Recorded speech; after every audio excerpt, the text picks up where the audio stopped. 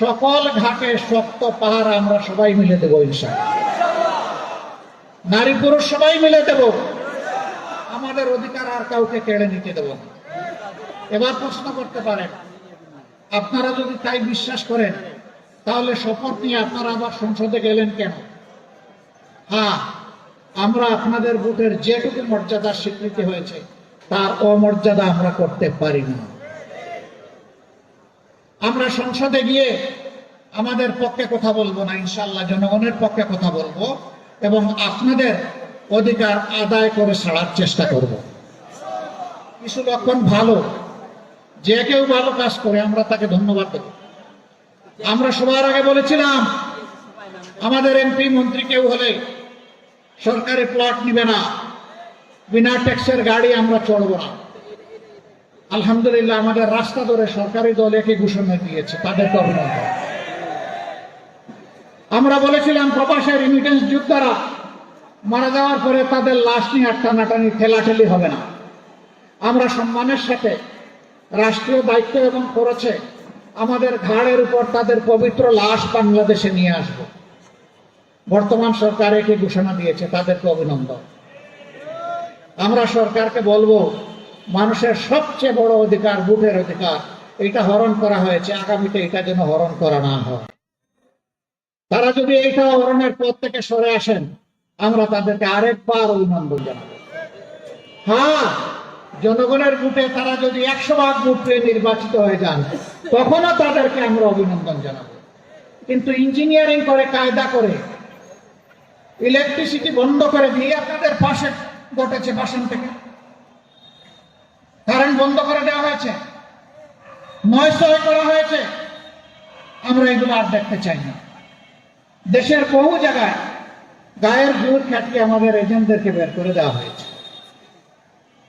আমাদের এজেন্টরা রক্তের বিনিময়ে ভোট চায় নাই, এই জন্য তারা ছেড়ে দিয়ে চলে গেছে। আগামীতে মানুষের ভোটের অধিকারের পক্ষে জীবনের বিনিময়ে হলে আমরা দাঁড়িয়ে যাব ইনশাআল্লাহ। আপনারা দোয়া করবেন। অনেকে শরিয়ার শাসন শুনলে ভয় পায়।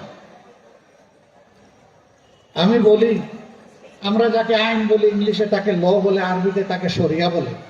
তো আইন ছাড়া কি কোনো দেশ চলবে না? দেশের জন্য তো একটা আইন লাগবেই। সেই আইনটা হতে হবে সবচেয়ে ভালো আইন। সবচেয়ে ভালো আইন যখন হবে তখন ভালো শাসন, সুশাসন দেশে আসে।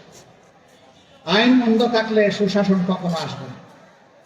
এই পবিত্র রমজানের মাসে আমরা সরকারি দলের প্রতি আরেকটা আহ্বান জানাই, কমপক্ষে চাঁদাবাজিটা বন্ধ করে। আরেকটা বড় অভিনন্দন জানাবো। কিন্তু যদি বন্ধ না করেন আমরা জনগণকে সাথে নিয়ে প্রতিরোধ গড়ে তুলব ইনশাআল্লাহ। আমি আজকে ঘোষণা দিচ্ছি, এই 15 আসনে যারা চাঁদার জ্বালায় অতিষ্ঠ চাঁদা দিচ্ছেন তারা দিবেন না, এখন থেকে অস্বীকার করা শুরু করেন। কোনো জায়গায় বাধা দিলে আমাদেরকে ডাক দিবেন, আমরা এসে আপনাদের পাশে দাঁড়িয়ে যাব। সবাই মিলে আমরা একসাথে ফাইট করবো ইনশাআল্লাহ। শুরু করতে হবে আপনাদের জায়গাতে। নীরবে দিয়ে যদি স্বীকার না করেন ভাই আমরা তো কিছু করতে পারবো।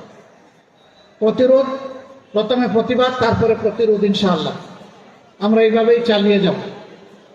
সম্মানিত বন্ধুগণ, আমি কথা দিয়েছিলাম যে আমরা নির্বাচিত হলে এখানে সবাই মিলে পরামর্শ করে এই আসনের সমস্যাগুলো ইনশাআল্লাহ আমরা দূর করব।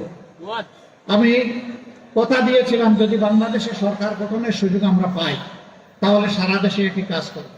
আমি কথা বলেছিলাম যে মাসে একদিন আপনাদের সরাসরি মুখোমুখি হব, আপনাদের কথা শুনবো, আপনাদের প্রশ্ন শুনবো, আপনাদের সমালোচনা শুনবো, আপনাদের পরামর্শ শুনবো। সব শুনে আমরা পরবর্তী কর্মপন্থা আমরা নির্ধারণ করব। ভুল করলে সরি বলবো, ভালো করলে আপনাদের কৃতজ্ঞতা আদায় করবো।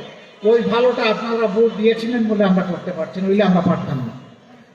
এটা আপনাদের হক, আপনাদের কাছে কৃতজ্ঞ থাকা আমাদের দায়িত্ব।